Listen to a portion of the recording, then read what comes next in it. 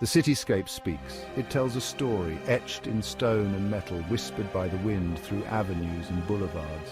Yet, in the heart of Nairobi, this story for generations remained incomplete, a symphony played with missing instruments. African names, the very soul of the land, were conspicuously absent from the colonial-era urban landscape. Streets, buildings and landmarks bore the names of distant monarchs, foreign explorers and colonial administrators. This deliberate omission was not an oversight, it was a calculated strategy of erasure. The absence of African names served to render invisible the rich history, culture and identity of the indigenous people.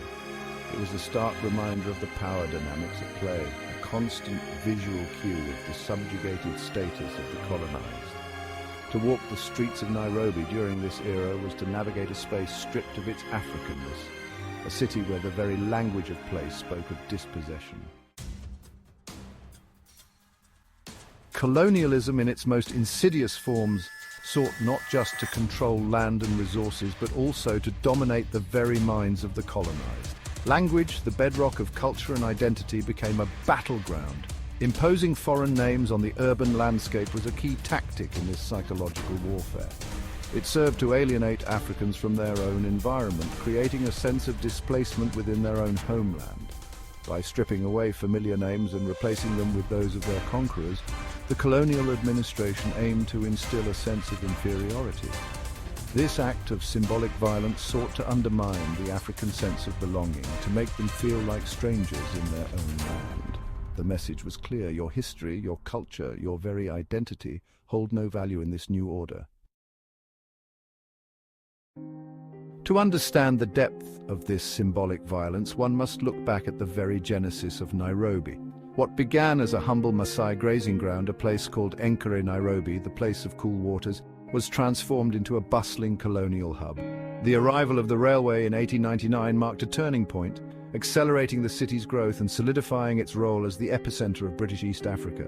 With this transformation came a new wave of settlers, administrators and entrepreneurs, all eager to leave their mark on this burgeoning city. Land was appropriated, often with little regard for existing African settlements or claims. This physical dispossession was mirrored in the symbolic realm as well. Streets, squares and buildings were christened with names that reflected the aspirations and ambitions of the colonizers, further marginalizing the indigenous population.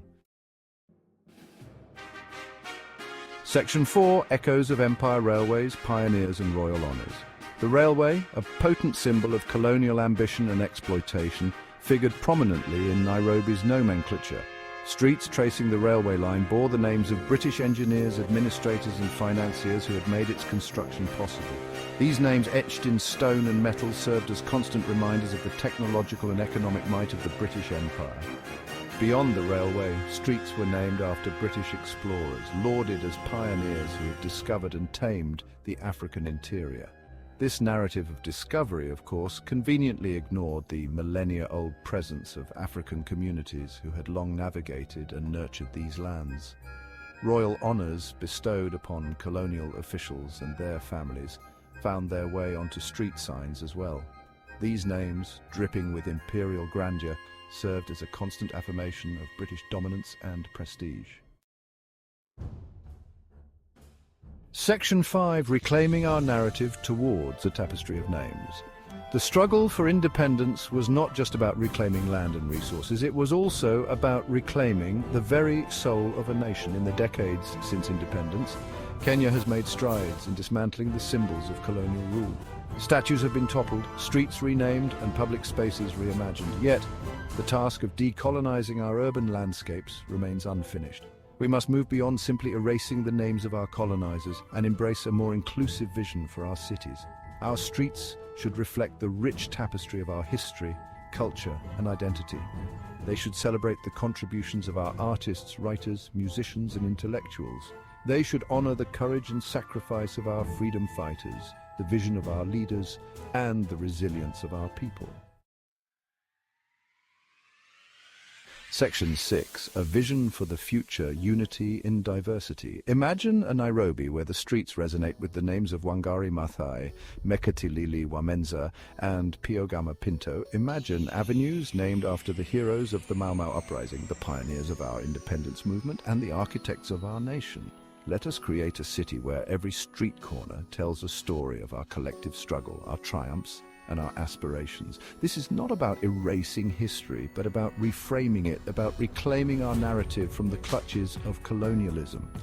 It is about creating a city that reflects the true spirit of Kenya, a nation forged in the fires of struggle, united in its diversity and unwavering in its pursuit of a just and equitable future.